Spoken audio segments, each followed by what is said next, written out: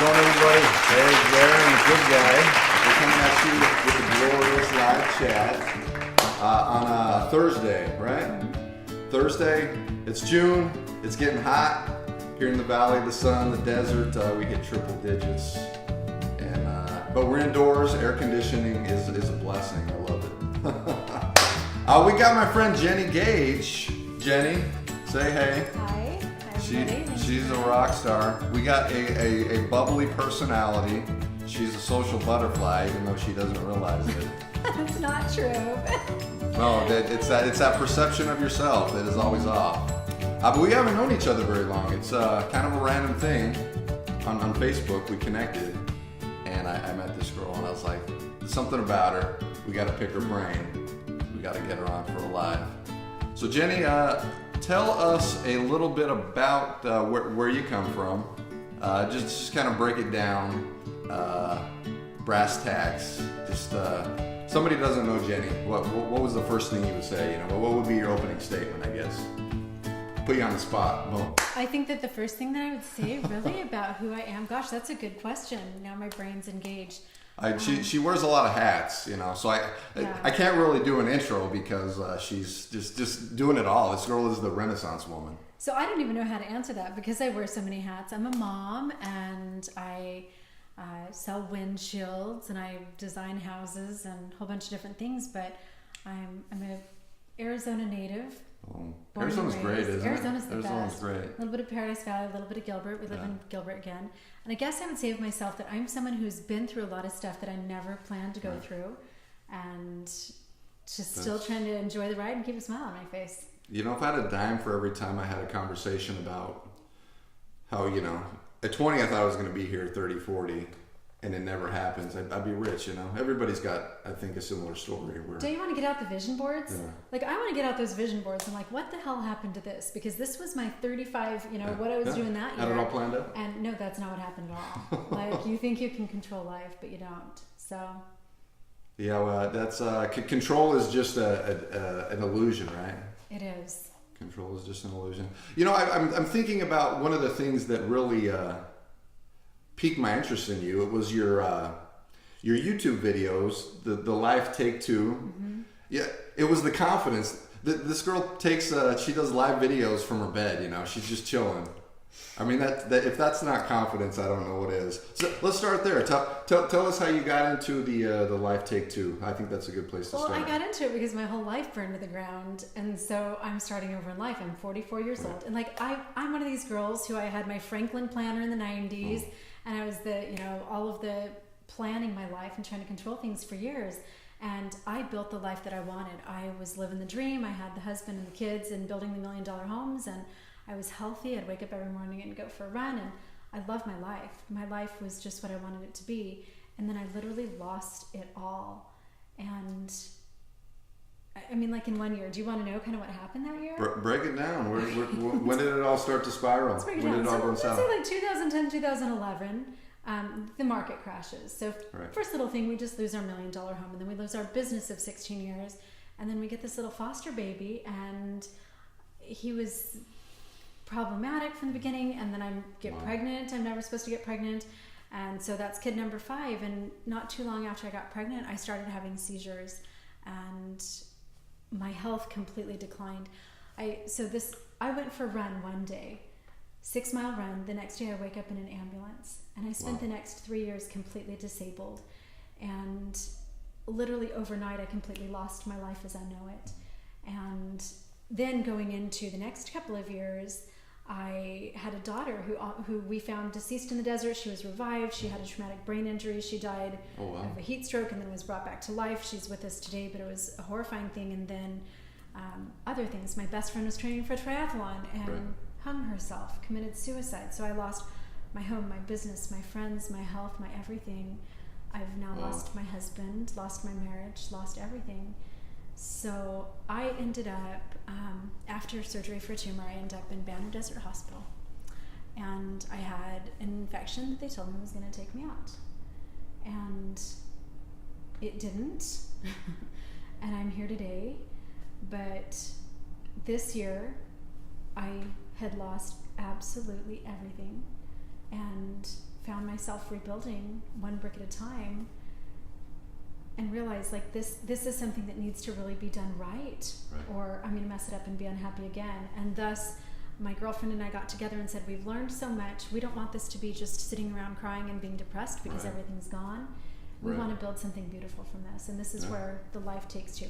So the YouTube videos, that's a funny thing. So we're like, okay, that's awesome stuff. Well, we'll put the link in the description so you can peep them out. This girl's, she's hilarious. Oh God, she's got a gift. I'm too hilarious, and the YouTube videos actually just started off one night. Dawn and I were talking. We're like, we're going to do this podcast. We're going to try to help other people realize that the second half of their life can be so great. So I post this little video, like I'm just laying in bed on a Sunday night, and I always do a Facebook Live. So I Facebook Live with no eyebrow on, like one of my eyebrows messed up, and I pull up my shirt and I pat my mom Just belly. looking like a hot mess, huh? Looking like a total hot mess, and I'm like, I don't care what I look like. I'm going to enjoy my life for the first time ever. And I go into Trader Joe's the next week, and a girl comes up to me in Trader Joe's, and she says, oh my God, you look just as cute with both eyebrows as you do with one eyebrow. And then she pulls up her shirt, and she goes, I have a mom belly too. Got that mom belly, huh? And I'm like, what's happening? What do you mean? What are you talking about? And she's like, your video. I saw your video. And so you think I'm going confident. viral, yeah. So I go home and I open up my Facebook, and I realize that in 2 days it had hit 3,000 people, and somewhere else it had hit another 6,000 people. Gilbert's a small town, right? Just floating around, huh? So somebody had seen it, and I actually took it down. I pulled it off of YouTube. Right, that's what you said. Because it was actually so disturbing to me. I thought like my mom and I usually get 300 followers, and it's like 10,000 people just saw me flip up my shirt, and they saw my cellulite, and they saw the scars, and they saw my belly button sagging further than. But I'll tell you what, I'm confident now because I have so many people who are like, your belly's so hot. Yeah.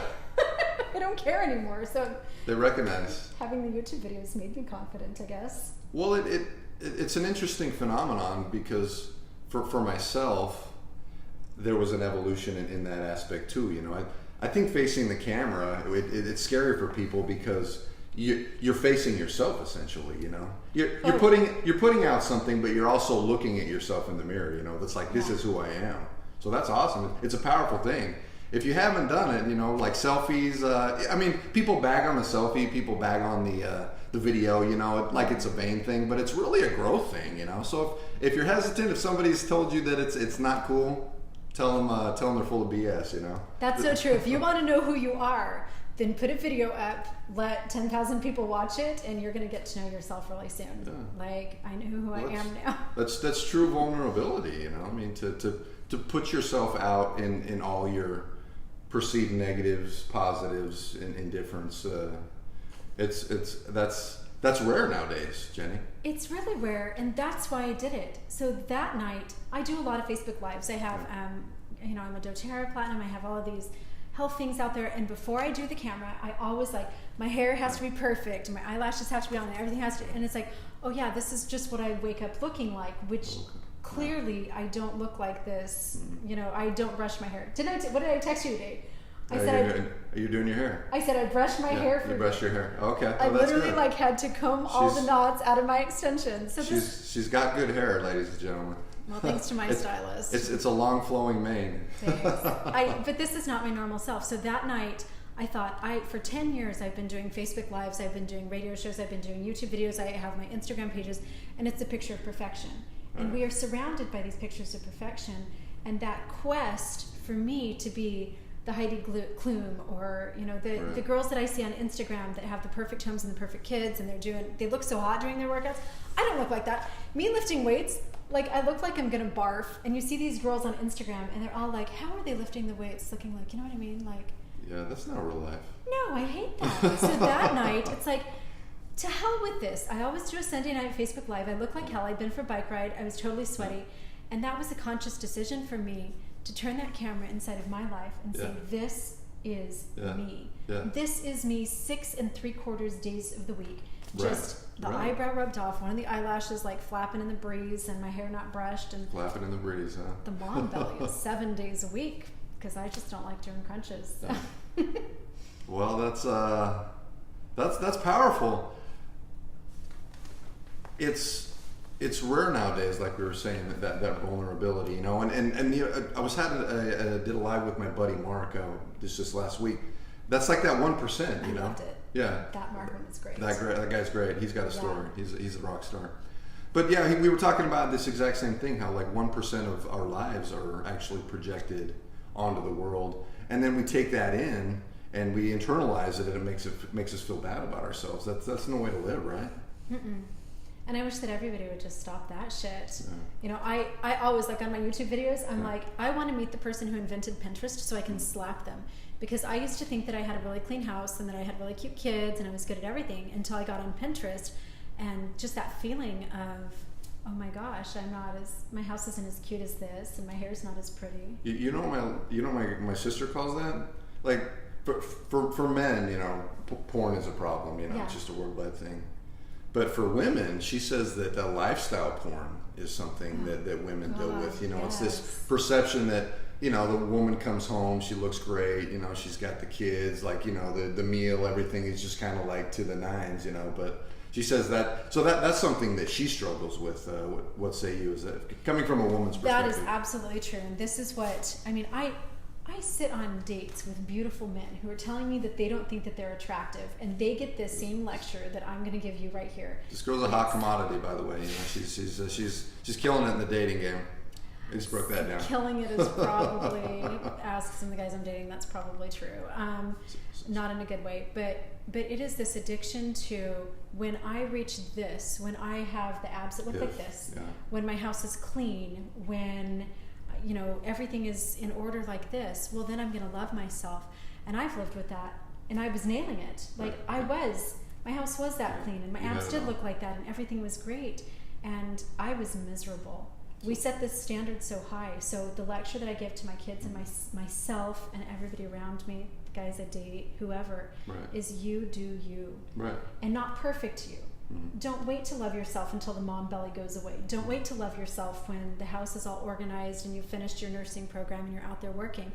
Love yourself unconditionally right now. Right.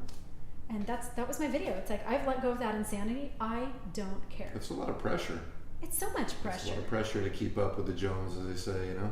You know, I was crippled by it. I wasn't living my life because I was so busy living what everybody else wanted my life to be. And I truly do not care anymore. That's good. That's a good place to be. Just not giving a crap, you know?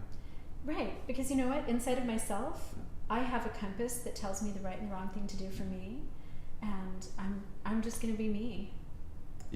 You've got everything within you need to succeed now, and you know, go where you need to go wherever God may have that path in store for you. So my mom said this thing all the time. That's awesome. And I hated it. Do you want the context behind this? Yeah, lay it down. Break it down. What's the short version of this context here? So Mormon church on Sundays, and so me, 6 days a week, I would run around in cut-off shorts and a tank top, which is funny because I still do. Like, I'm still like cut-off shorts and a tank top, don't ever brush my hair except that one day a week. And then we'd go to Mormon church on Sundays, and it was the one day that we were like fancy with the fancy hairdo and fancy G'd up, yeah. Totally G'd up. A fashion show, huh? And I would sit in the pew and bully my little sisters and be mean and ugly, right? And my little brother was ticklish on the back of his neck, and I'd wait for everyone to close their eyes for like the sacrament prayer or something, and then I'd poke him in the back of the neck, and he'd scream, and then my mom would he'd get in trouble, and he'd go out in the hall for a spank because he had screamed during the prayer. And so in the middle of this, me being a snot, my mom would turn to me and she would say, "Pretty is as pretty does," and I'd get like the evil eye around it, like pretty is. The stare, huh? And then a little more evil eye after she said it. And that's a saying that I think every single day. I actually have it on my wall, that pretty is as pretty does. Because we all spend so much time on this. Right. Like this is great. Aaron, you're a good looking guy, totally great, bright smile on the camera. This is not changing the world. Right. What's changing the world from you is from within. Right. And I don't lead with this anymore. Whether I'm in relationship with people, whether I'm with my children, whether I'm working, this means nothing to me. Right. It's this. Pretty is as pretty does. Well, that makes me think of what Maya Angelou said. What you say, or what is it? People aren't going to remember what you said or what you did, but they'll always remember how you made them feel. You know, so this isn't part of that. You know, it's what you offer, right? So why do we spend so much time on this and on the houses and the cars and the stuff? Like, proportionately, they shouldn't take as much of our time. I think about that often. This is, one of the things that there's a lot going. I may not say a whole lot, but up in my brain, there's a lot going on. Those wheels are turning. As a former big boy, I was drawn down and out, and as a part of that unhealthy lifestyle, I personally was affected by my physical appearance. So I think we should aspire to look good, to feel good. I think that's part of it, but it's not the end game. Right. It's part of the puzzle. Absolutely. I just don't think that all the focus should be on it. So here's how that's shifted for me. Like, here's something real life that just happened this week. I used to care so much about what my house looked like, to the point that I would sacrifice other things. If there was a neighbor who needed help, or if my kids needed me or just wanted to spend time with me, then I was so regimented. Like, the laundry has to be folded, the dishes have to... I'm one of these girls who I don't walk out the door until all the beds are made and my lipstick's on and all that stuff. And yeah, I love things to be tidy. I like to be healthy. I like to take care of myself. But just this week, I had friends over 3 different times with laundry all over my bedroom. That's awesome. Like, literally, so Jeep guy that we can talk about in a little bit, he came over for this first time. It's the first time that gorgeous Jeep dad is coming to my house, and it's like, I had to make that decision. Either I can spend 2 hours sorting through all the laundry, getting everything done, or I can take my son for a bike ride and spend the evening with a man that totally lights my world on fire. Right. But I can't do both. And sometimes we have to let go of all of this and spend our time in those things that really matter.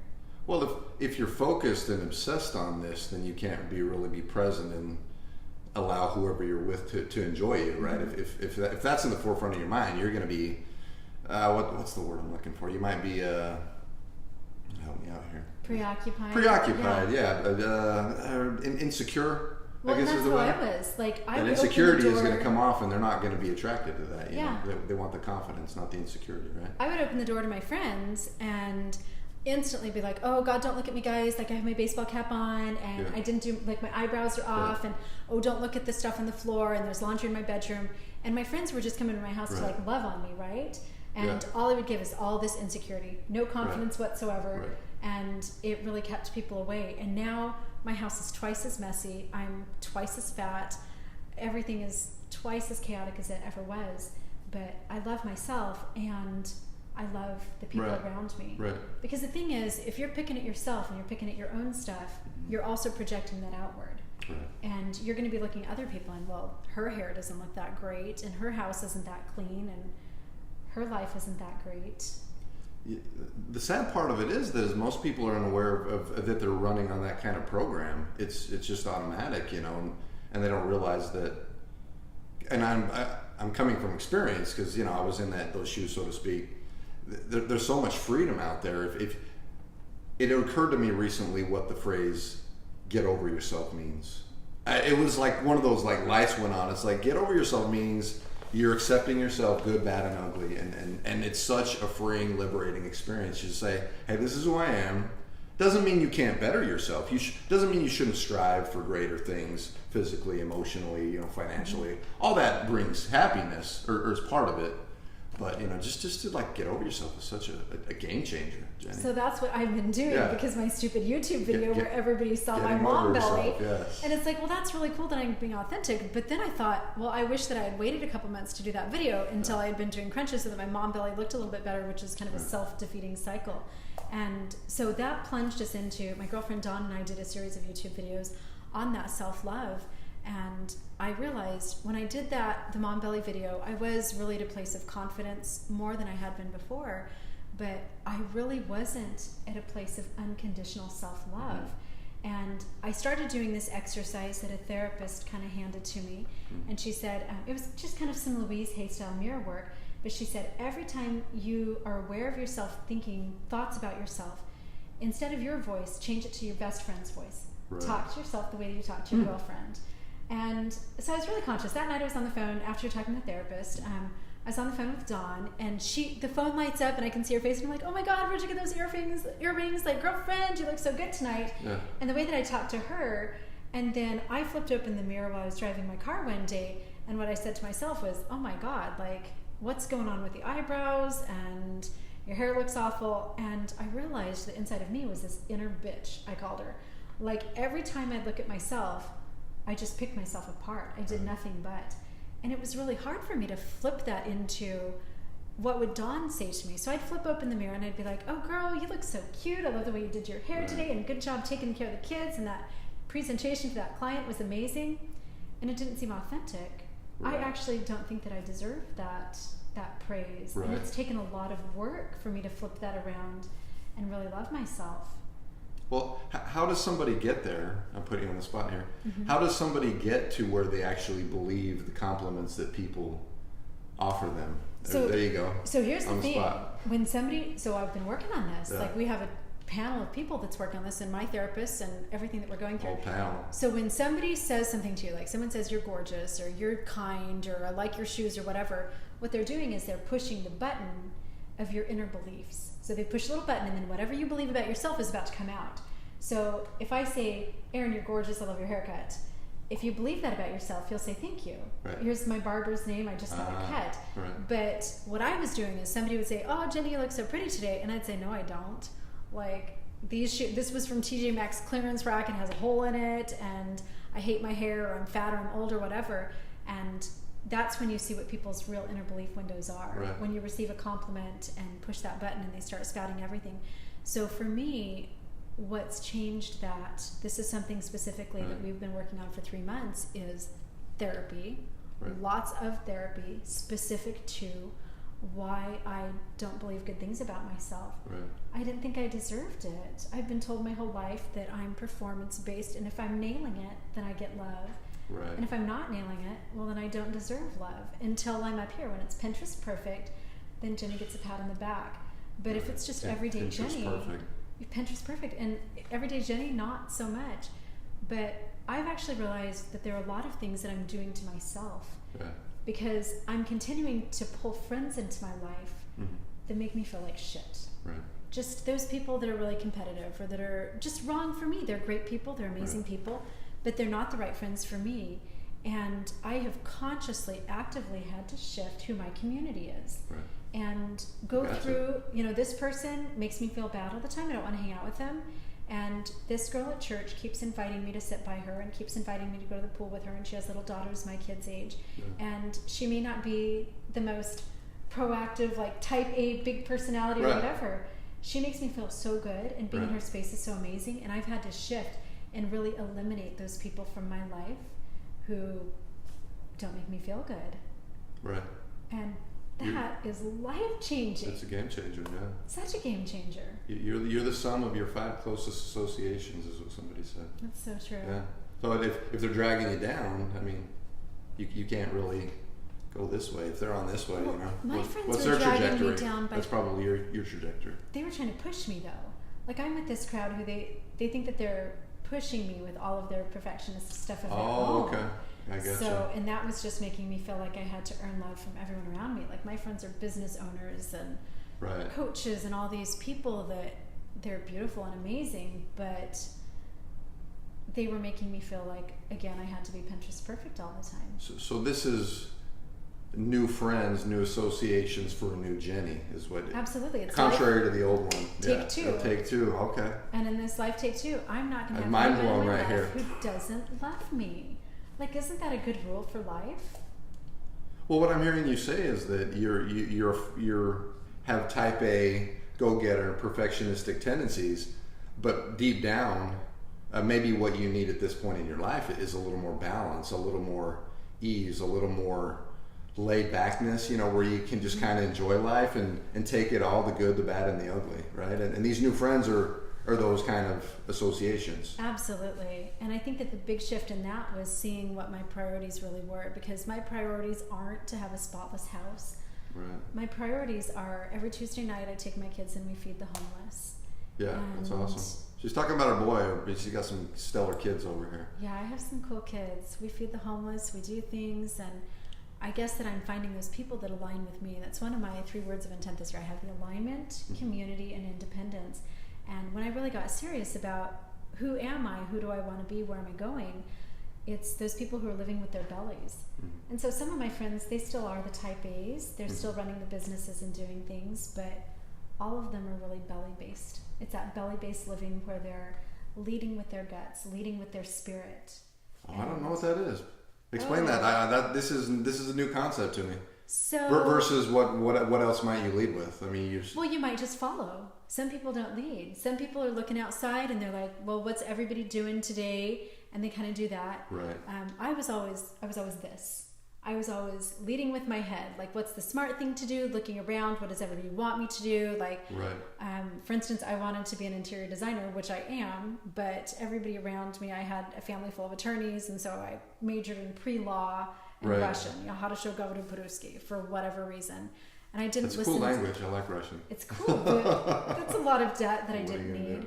So I've always just used my mind to look around and kind of see, like, I overthink things. I'm so logical about stuff. And when I really started to listen to my own self, then I don't ask my mind first. I don't ask what makes sense here. And yes, I use a lot of logic in my decision making, but I feel my way to things, and I make sure that every decision that I'm making aligns with all of my core values. And to me, that's the belly-based living. So it's like following your gut. Totally following your gut. Okay. Time, yeah. Belly-based. That's heavy. Belly-based living. So my friends are all a variety of people, but they're all belly-based. Well, it's so fascinating, and I'm late to the game, I fell a lot as a kid, a little bit of brain trauma, I did a lot of drugs, I fried some brain cells along the way, so I'm a little late to the game. It's been a slow process I think that involves trusting yourself, there's logic, and then there's the emotional side of it. I think that all kind of is encompassed in. Maybe you might fail. Maybe you might feel it with your gut, but you go with it anyways, and you get experience. That I'm late to the game on that, and it's such a game changer to just trust yourself, follow your belly, your gut, and just see what happens. It's kind of exciting, to get out of your head a little bit, you know, to not overthink crap and just go. So that was like my biggest lesson was. I've always, because everybody else is making my decisions, and I listen to everybody else, and my ex, like, he was the one who decided what house we lived in and what everything. Right. So then if it fails, I can blame everybody else. Right. So one of the first big decisions that I made moving down here, and now I'm a single woman, so I'm making all of my decisions. That was horrifying at first. Yeah. Because I actually didn't love myself enough to even trust myself. I was always phoning a friend. Like, okay, I need to buy a new car, I need to do this. And I had, my mentor, St. George boy Sean, like I had to ask somebody else what decisions to make. Right. So I was moving back to Arizona, and I fell in love with this little condo, and my kids fell in love with it, and it was one of the first times that like it just lit me up in my gut. Boom. Like, oh my God, I want to live here. But it wasn't a house. Like butterflies. It was like I walked in the condo, I'm like, oh my God, I love this so much, and like the music played in my head. It's heavens opened up, doves descended, huh? And then I didn't sign the lease on it because it's like, no. That's a terrible decision. I'm going to get in there. I'm going to hate it. It's going to be the worst thing in my life. I picture just absolute disaster. And I know that seems like a little thing for people who have made a lot of their decisions, but I didn't. So I rent this condo. I've been here for a year, and I love it. A weekend, my kids are like, it's the best thing that's ever happened in their lives. We've gone from these huge homes to this tiny condo, and we love it. I let myself make that decision. Yeah. You trusted yourself, and it's working out, And it doesn't always, What is it that my therapist, Nicholas, says? He says, 8 out of 10 things that you try are going to fail. Right. 2 of them are going to be great. 1 of them is going to stick. You got to keep going. It's a numbers game. It's a numbers game. It's a numbers game. But learning to make my own decisions has been a huge thing in that self-love. And it is. It's exciting to build your own life. Yeah, to get out there to take on something that scares you and know that there's so basically there's an 80% possibility that you're going to fall on your face, Yeah. But what Will Smith said, fail forward, So if you fail forward, you're still heading in a positive direction, It's such a powerful thing, if I had a dime for every video or post I make on focusing on experiences rather than negatives or positives, It's like you go into a situation, if you have expectations about what you want out of it, then you might view it, I didn't get what I want, that was negative. But when you don't get what you want, you get experience, is what I've learned, So if you can just be neutral, indifferent, I'm going to go into this relationship, a job, anything, and just say, whatever comes out of it, it's going to be experienced. If it works out, for the positive, for the benefit, great. If not, there's something better. What say you? That's life-changing for me. There's no pros and cons. There's no bad or negative. There's no bad or good. It's all just is. Did you watch my YouTube on what I learned this year? Lessons learned? I know I do through so many. So every year I do lessons learned, and this year it was actually that lesson right there. Maybe we get that one in the link. Yeah, it's the hashtag Enjoy the Ride. And enjoy the ride. So here's what I used to always think about Enjoy the Ride. Enjoy the Ride is St. George Shaw, and I stole it from my friend. But it was life-changing. So that was my lesson learned this year that changed everything. What I used to think Enjoy the Ride was keep my life perfect and control it so that it's enjoyable. Make sure that I'm healthy and happy and there's money in the bank and everything's great so that I can enjoy the ride. But then you get into situations that are maybe negative and awful and you stop enjoying it because you're defining it. And you're saying this is awful and I hate this. So I guess, let me tell an example of how this played out in my life. So Sean taught me, he's like, you have to enjoy the whole ride. You don't just enjoy the good part when there's good scenery and the Jeep isn't out of gas and everything's great. You enjoy the uphill, you enjoy the downhill. Sometimes you run out of gas. Sometimes you crash and you fall off a cliff and everything goes up in flames. And really, that's what happened to me. And I argued it at first. When he's teaching me his whole, his coaching stuff, the Enjoy the Ride, I'm like, I enjoy it when it's good. I'm not going to enjoy the bad. I'm going to lay there and cry. Our grandparents were really good at this because they had World War II. They were more stoic. And you can't take a 5-year break from your life and just sit around and cry. Right. So their answer to that, you know what it was? It was Singing in the Rain. Yeah. It was, Hitler's out there killing everybody, but all these great movies and stuff are coming out. And that Singing in the Rain, I love, by the way. So, I need to check that out. I haven't seen that. That's a legendary American classic. Oh my God, just the song itself. I mean, the rain is coming down. First he has his umbrella up, right? Because he's protecting himself. But then he actually takes the umbrella, tosses it to the side, and what's the line in it? He's like, the rain is pouring from dark clouds above, but there's a song in my heart, and I'm open to love. And that right there, that is how you stay curious in those bad situations. So my little story of that. Stay curious. Stay curious. Did you hear that from Tony Robbins? I hear that from everybody. Okay. I totally see that's great, though. Yeah, well, I think I hear that from you, too. I haven't really used that one, but I'm going to start using it a little more. Stay curious. And that really is. The rain's coming down, open up my heart. So my first real experience with that was in the hospital, right? And I think I sent you the little text this morning of my dry erase marker board. And this is funny because even as I was sending that to you this morning, I was happy. And so shouldn't have been happy. I had valley fever in my spine and my brain. And then I had the benign tumor and I had the major surgery. And then I caught a deadly infection. So I was actually in the hospital with C. diff. And this day in particular, I'd been almost 14 days in the hospital. The chaplain came and sat on my bed and said, all your doctors said that you're going to die today. Was this after your run? Was this all a culmination? Yeah, so this was 3 years of disability and then the tumor. So from 2010, this was 2013, August of 2013. So you're in and out of the hospital just all the with time. ongoing stuff. It's just a snowball. It was, I didn't leave my house except by ambulance. I didn't see my children unless they came and sat on my bed for 3 solid years. Wow. So it all culminates and I'm in the hospital and they actually tell me I'm going to die. And I was in a great deal of pain. And that chaplain sat on my bed and said, you're going to die. Don't worry, your husband's coming in. And bless this hospital chaplain's heart. But he started talking about how Jesus would take care of my kids. He's like, don't worry, I've been a hospital chaplain for 20 years. And I see the miraculous way that Jesus takes care of the children of people who've passed away. And here's what I said to him. Did we talk about this in advance? No, I haven't heard this one. Okay. I haven't heard this. So I can't even sit up in bed. I'm I've been in this bed. I'm 97 pounds of death and couldn't even get up to go to the bathroom at that point. Too much information, just diapers and IV narcotics, totally, literally dying.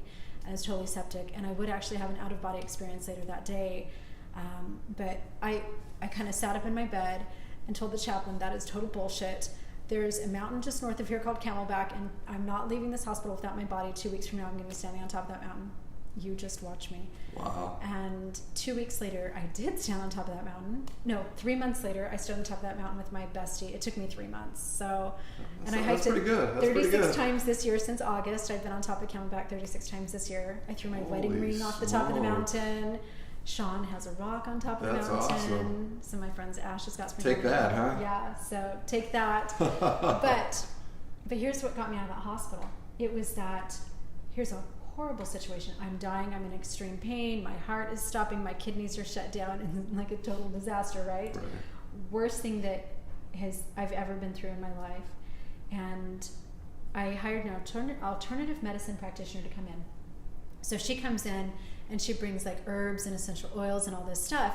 And then she says, okay, what we need to do is we need to fix the inside. We need to keep you curious again and fighting and full of love. She's like, we need to fill you up with love and light. And I remember thinking, okay, Ann Adams, that's not going to do shit. Like, can you bring in, like, what's more powerful than that? I need something really, like, they said I'm going to die. I had the out-of-body experience. Let's bring something in more powerful. So Miss Ann Adams says, you have a dry erase marker over here on your wall that the nurses write on. Let's do some artwork. Jensen. Hey, we got a call there. Sorry, brother. I'll call you back, man. I'll call you back. So I couldn't get out of bed, couldn't do anything. I was in a great deal of pain. But I had one black dry erase marker, and Ann Adams told me you need to fill yourself up with love and light. You need to sing in the rain, basically. You need to sing in the rain so that you can open up your heart to love, so that you can be curious and actually enjoy this experience and start to heal. So the next time they came in and did my narcotic drip and gave me all of my narcotics, I got my way out of my bed and I walked over that dry erase marker and I took the black and I drew some little things. And then I thought, I need color. I need some colors here. You need some color. Yeah, so the nurse comes in and I said, like, the guy next door that had the heart attack, does he have any colors in there? Is there only black, or are these like packs of like multicolors or something somewhere? And she brought me green. So I went back to bed, slept for a couple hours. They brought in my narcotics again 2 hours later, and I got up, I braced myself against the wall, and I drew little leaves. And so you were struggling to stand up, it sounds like. Oh God! Yeah. And every time I'd stand up, it was like blood would drip down on the floor, and I had surgery. It was awful. I was in so much pain. I was not getting out of my bed. Smokes. I was 97 pounds. All of my organs were shut down, and I had just had a near-death experience and come out of my body that day. So, and then I kept begging and harassing the nurses. Can anybody bring me a flower color like red or pink or purple? I called my husband. I said, when you're at Target getting all my stuff, can you just grab me like the multi-pack of the dry erase markers? He came to the hospital and forgot. And I was like, can you go down to the gift shop and see if you can get these markers? So finally, by the end of the day, oh my God, like I'm going to cry. At the end of the day, I had all the colors. And that was my cycle throughout that next 24 hours. Brace myself, get the narcotics, get up, stand there. And I cannot describe to you how hard it was to stand and draw. Wow. And by the end of the day, I had colored the entire, and I'll post the picture below. I'd covered the whole entire dry erase board, and I'm not an artist, like I can't even draw, but you were that day. Yeah, I made lilies, and it's like I have purple, I can do some grapevines hanging from these leaves, and what was really kind of a cool thing, and this is when I felt myself really start to heal, was I had a nurse come on duty, and she erased the old nurse's name, which was like Pam or something, and right next to a lily, she wrote her name, and it was Lily. Wow. And I said, your name is Lily? You can't make that up. Wow. And so her name was powerful. Lily. And what happened was when I opened up my heart to that love, singing in the rain, opening my heart to love, it was magical. When the nurses and doctors came into my room, the first thing they saw as they gowned and gloved and turned around the corner was that dry erase board. And people started to smile. My nurses started to say, oh my God, look how pretty that is. And then a nurse brought me some flowers that matched those flowers that somebody had brought in, and the person was allergic to them. So then I had real flowers in my room, and just opening up my heart to that beauty, and that not only did it help me, it helped other people. It made everybody's energy so much better.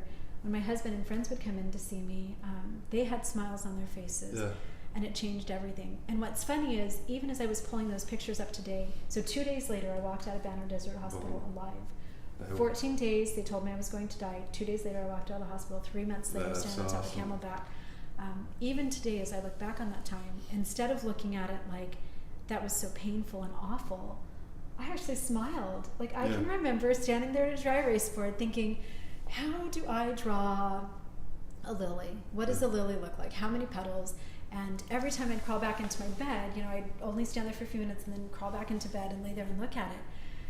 The feeling that I had of, I can't believe I can draw. Right. And even like purple, like such a simple thing as, oh my God, I have a purple marker. Like that little thing. So when you're going through so small, but so profound in that moment, right? And that really is, that singing in the rain, that's the secret to enjoying the whole ride, is sometimes it's just the purple marker, whatever your purple marker is. yeah, everything's falling apart, whatever that falling apart is for you, and you have those challenging situations. Right. But God handed you a purple marker You somewhere. had a purple marker somewhere. Somewhere. What are you going to do with it? And how are you going to bring that peace and joy to yourself? That is powerful. Yeah, we didn't get into that. That is an amazing story. I'm inspired. I almost got choked up there. You know, it sounds like that was the fork in the road. You were, what I heard you say, maybe I'm interpreting this incorrectly, that was like what kept you alive. Was that like the fork in the road? You Jennie was like, I can live or die, and that dry erase board, that picture, that experience was you saying, I'm not going to die. I'm going to get up. I'm going to keep going, and it's been on an upward trajectory ever since. You know, that made me think about an adage that somebody said. I don't know if there's the Marines or the Navy. They say everybody wants to go to heaven, but nobody wants to die. And I think to truly appreciate life, you have to maybe face death, face something so extraordinary that knocks you upside of the head and says, hey, there's something to live for, so stop wasting time. Mm-hmm. What say you? Absolutely. And I think that one of the biggest lessons that I took away from this too was, so finding the beauty, singing in the rain, opening up your heart, but also on the other side of that adversity, there's always something so beautiful. Right. So now, like... Well, you have to have the contrast. You have to have contrast. That contrast is everything. And so in the beginning, when everything fell apart, and I was dying of a tumor, and we had this crazy foster baby, drug baby, and we lost our business, we lost all that stuff, I just thought my life is over. But now when that stuff happens, first of all, I stay curious and I try to fill my world with beauty and with love and all those things in the moments, so that I'm truly enjoying the ride even when it sucks. Even when it's not. Which sounds like an oxymoron, but it works. But also, I'm kind of addicted to, well, what's around the corner? Mm-hmm. Because on the other side of this, I'm going to be sitting down with a good guy. Or I'm going to have... It's happening. You know, be living in my condo. Like, I cannot believe how happy I am in my little tiny condo after losing the $1 million home. And now it's like, why did I waste all those tears on that stupid house when this condo is the best thing that ever happened? So now I'm always looking for, like, right around the corner, what's going to happen because of this. Well, you're sharing your... our grandparents' age, you know, the World War II era, the Depression, they were more stoic, but I've listened to people say that the problem with our society nowadays is that we have it so easy. Right. So until you've really experienced some tragedy, some pain, some difficulties, you can't really appreciate how good we have it in 2019. And you can't always be up. That's the other problem with society. Everybody has this myth, this illusion that you always have to be up, but then you can't appreciate the good times if you're always up, you know? And so that's the mindset that I had forever. I can use my positive vibrational frequency to attract everything beautiful into my life, and then everything's just going to be like peachy and beautiful and wonderful, right?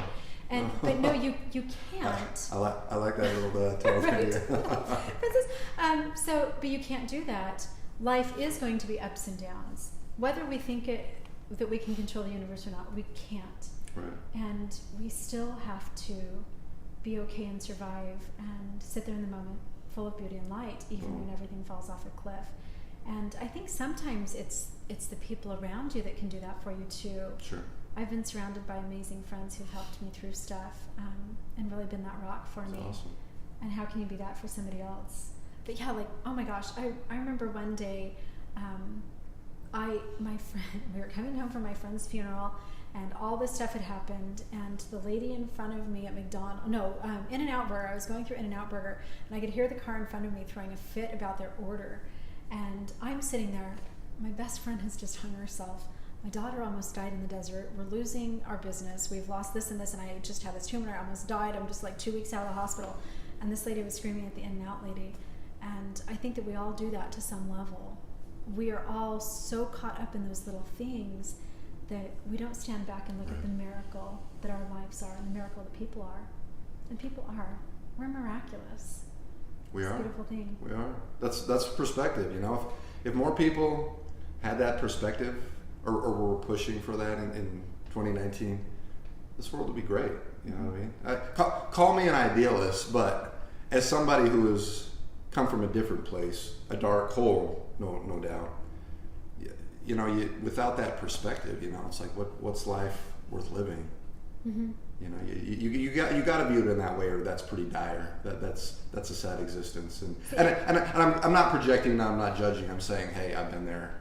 Yeah. Jennie's obviously been there. Oh, I've been there, and I gave up. So right before painting all the flowers on the wall or drawing all the flowers on the wall, I had sat down with my mother-in-law and told her, I'm just going to go ahead and die, and you can have the kids, and make sure you help Jason raise them. And I had. So you were ready. Oh, I had given up. So I actually had a near-death experience, and I came out of my body, and God asked me, live or die, and I said, die. Take me now. I'm done. I'd had the valley fever. I'd suffered for 3 years already. I was in chronic pain, and I hadn't left my home except in the back of an ambulance for years.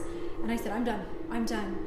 And Aaron, this is the biggest lesson that I can give to anybody in the world is take notes. Literally, when you're done, that's the storm right before the rainbow. And there have been so many times when I've literally given up and said, that's it, I can't do this anymore. And then the most beautiful thing in the world is waiting right around the corner. I had given up. I told God, die, take me. I can't believe the beauty in the things that I've experienced since, and I wouldn't have wanted to have missed these last 5 years.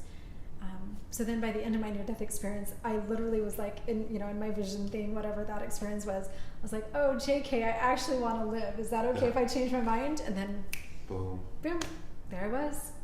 He wasn't ready for you. I wasn't ready. I realized that he had some work for you to do, obviously, and you're doing it. He knew that I needed to work on myself a little bit more, so I was sent back. But yeah, those often when you give up and everything seems dark, there's something really beautiful right around the corner. Yeah. Can I share 2 experiences with that? Yeah. Do you want 2 good stories? Yeah. So really dark moment. I've had so many dark moments, like it's great, but snowy dark day in Ogden, Utah. I just found out that my husband had been cheating on me, and just hit rock bottom in my life. So this is right after my recovery from everything. We'd moved to Ogden, Utah for medical care to live close to my sister. I wasn't even able to get out of bed very much, totally depressed. And everything that day was just going wrong.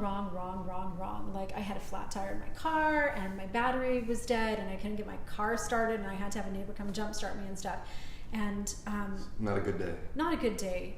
I had just found out my husband had been cheating on me. It was really, I mean, I can smile now, but it was the most awful day in my life. And we hadn't eaten for time plus tragedy equals parody. Right? You can laugh about it. It's a good place. You can laugh about it now. Yeah. So totally miserable. And I think I was in like pajamas and snow boots, and the kids hadn't eaten for like 2 days because I was totally catatonic. So I'm like, okay, we're going to run through the In-N-Out Burger drive-thru. So I get up to that In-N-Out Burger drive-thru, and even as I ordered, I was bawling. Like I remember like, I need 2 cheeseburgers, like extra spread on the one. I was like crying my eyes out. Crying ordering cheeseburgers. So I get up to the window and I reach for my wallet, and my wallet's not in the car. It was lost. The hits just keep on coming, huh? So I sit there bawling, and I'm like, I said, can somebody give you a credit card? A little teenager at the window, can somebody give you a credit card over the phone if I call my mom or if I call a friend? Because I'm like, my kids haven't eaten. I just found out my husband's cheating on me. Yeah. So I'm like saying this to the poor teenager in the In-N-Out Burger thing, and like just totally catatonic. And I had not eaten for like 2 days. And then somebody starts honking behind me. And this little girl, this little like 21-year-old newlywed girl in a little SUV behind me comes up to my window, and she's like, I'm so sorry to be eavesdropping. We can hear everything you're saying because you're like screaming and crying. And she said, they had a little car seat. It was this not even very new SUV, her and her little husband that looked like they're 19 years old, but just babies in a little car seat in the back. She says, we want to buy your dinner for you right now. And she hands her card into the guy in the window. She's like, don't go home and get your credit, or try and find your wallet or whatever. We just want to buy it for you. And then she reaches in the window and she just starts giving me like a couple of $20 bills. Yeah, very cool. She puts her arms around me and she's like, I love you, and Jesus loves you, and you're good. That is awesome. If I hadn't have had, I'm sitting there, my horrible day, this is awful, but that horrible day is actually what led me to that situation. Yeah. If I hadn't had all that go wrong, I wouldn't have had the opportunity for somebody to love and serve me. And I'm sure it was a good story for them too. They'll probably be telling it to their grandkids about the crazy lady who like, my husband's cheating on me and I need a burger for my kid. I don't know whether to laugh or cry about it. 'Cause, I mean, you're laughing, so it's quasi tragic, but in hindsight, that's a great story. Just stay curious about it. We don't know how we want to be about this story. There's no good, bad, or indifferent. It just is what it is, huh? It just is. That's a great story. That needs to go in the book, I think. It's in the book, yeah. Oh, yeah.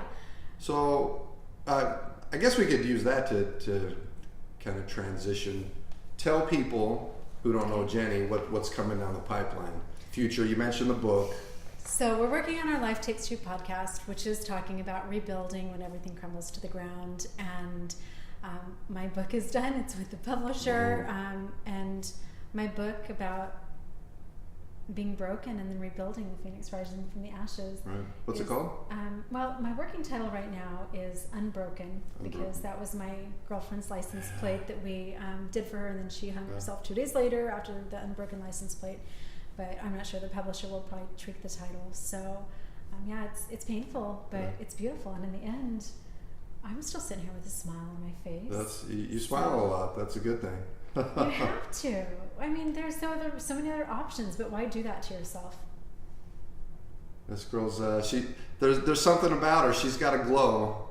I haven't known her that long, but I have these same conversations, and I think things come in their own time, and things come when we need them to learn them, and there's such a power about connection. You find people, and I think it's under the surface. It's something that you can't. It's a non-verbal thing, but it's a gut thing. Feel it in your belly. It's that belly-based living that you get when people are on the same wavelength. It's kind of new agey sounding. That's not really my vibe, but maybe I just went there, And so that's a vibe I get from Jennie. This girl is amazing. Well, that's what I get from you. That's why, I'm like a good guy stalker. Okay. When I said I watch all this stuff, I mean it. I'm not, stalkers are okay, I won't say no, I watch some of your stuff. I love it. You're radiating that. You don't have your life was handed to you on a silver platter story, and so let's be Pinterest perfect. You talk about it was a challenge, and here you are with a radiant smile, standing at the south rim of the Grand Canyon with beautiful people. Oh, that was a near-death experience. Was it? I felt like I was standing on a mountain. I was, am I alive or dead? Yeah, that was a good day. I totally underestimated that height. Don't get cocky is the moral of the story. Know your opponent.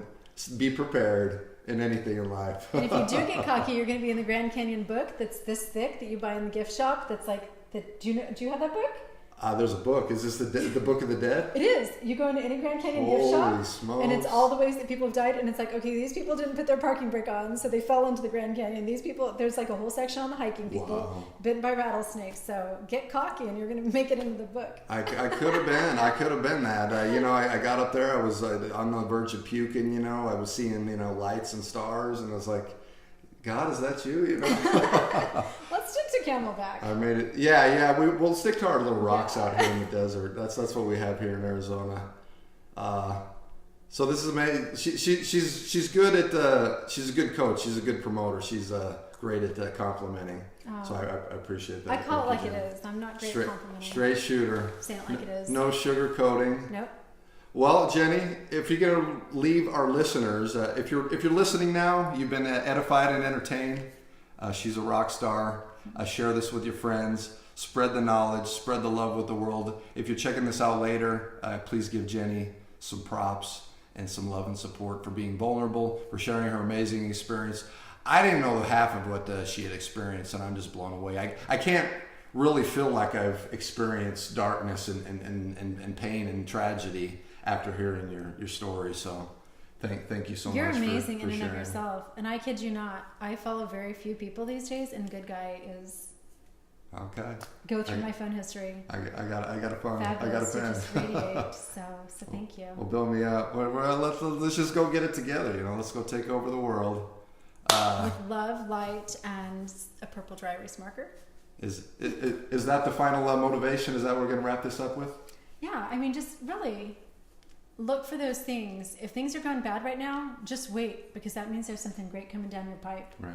There's something great coming down your pipe. Coming down the pipeline. Look for that lavender dry erase. Purple. It's just a bright purple dry erase. Make some grapes. Wait, do you want to hear my last story? Can I end up with my last story? We got another. We can't say no to another epic story. Yes. Seriously, this is my favorite story that all my girlfriends, all my besties are hearing this week. So again, this week, single mom and divorce is awful, no alimony, whatever. And then I'm about to run out of gas, and my car is literally like chugging, and I ran out of gas on Val Vista just 2 weeks ago. Sucks. So I was mad, and I was cussing, and I was just completely upset with my day that I have to do all this stuff, and I have to drive all the way to Costco to get gas. So I decide I have to channel that inner peace and happiness. I know where this is going. You know where this is going? I got part of this story. Okay, so I was really pissed off. And also I was once again in cut-off shorts and a tank top and messy hair, because that's really my motif 7, 6 3/4 days of a week. But I was so angry, and I thought I need to turn this around. So I turned on some happy music, and I'm trying to get my groove on. It was a decision. You made a choice. It was a decision. Yeah. I chose to be thrilled that even though I was dying, I had the purple dry erase marker, right? So I pull into the Costco gas, and I'm getting my gas, and right behind me pulls a really cute Jeep. And I'm sitting there smiling, right? Like, we've talked about this now, and it's like, what was going on? He's like, you were just sitting there getting your gas and smiling. Who smiles getting gas? And you were, obviously. I was smiling really cheesy, and I look behind me, cute Jeep, and then this really hot dad hops out of it. And so I get my business card and walk back to him, and I'm like, hey, broken windshield, let me take care of that for you. I said, nice. hot You're dad, hustling, hot Jeep, broken ugly windshield, let me take care of that. Here, huh? And 2 weeks later, he actually has a key to my condo now, and is like the best. That was the cute Jeep dad. And the thing is, so here's why this is a thing, because I was so angry. Yeah. I'm thinking, I cannot believe I'm out of gas, and now I have to go all the way to Costco. I'm going to be late to pick up Brody from the birthday party. This sucks. My life sucks. And that was just a little thing. But from that little thing, being in that Costco gas line has been the best couple of weeks of my life. Is that hilarious? That's called turning a frown upside down right there. You sure singing in the rain. You took that dry erase marker and just turned it into a whole collage right there. Right. Now he's got the keys to the condo. That's a the great story. Man ever. I'm sure we could probably do like a 24/7 marathon of nothing but great stories that would uplift and inspire here. Mm-hmm. This girl's got a whole repertoire, a whole like toolbox of just inspiring stories. I love it. Well, Jenny, thanks for being here. You're a rock star. If you've seen this in real time, you've been uplifted and edified. You've been entertained. You've been inspired. So remember this face. It's greatness in a little pint-sized blonde form, because she's going places for sure. So thanks again for being here, Jenny. You're amazing. Thank you for everything you do and for being the good guy. I appreciate it. I'm blessed. I'm fortunate, This guy's one of my favorites. I listen to him more than Tony Robbins these days. So. I'm coming at you, Tony. I just tell people that all the time. I'm coming at you. I said that first before you told me that. I said I listen to you more than Tony. So. Yeah. Hey, you heard that, Tony? Oh, nice. Got me blushing. I blush easily. Well, thank you, though. Stand by for greatness. Stand by for greatness from Jenny, the good guy. Things are coming. We're going to put all the links to YouTube channel for Life Take Two, so you can check out some of Jenny's stuff. That's her little, was that like a gang sign right there? No, it's like when the director says cut, that's Steven Spielberg. Life Take Two. Life Take Two. We need to get the real little thing, so Life Take Two. That's it. All right. God bless. Take care. We'll take you in the future. Peace.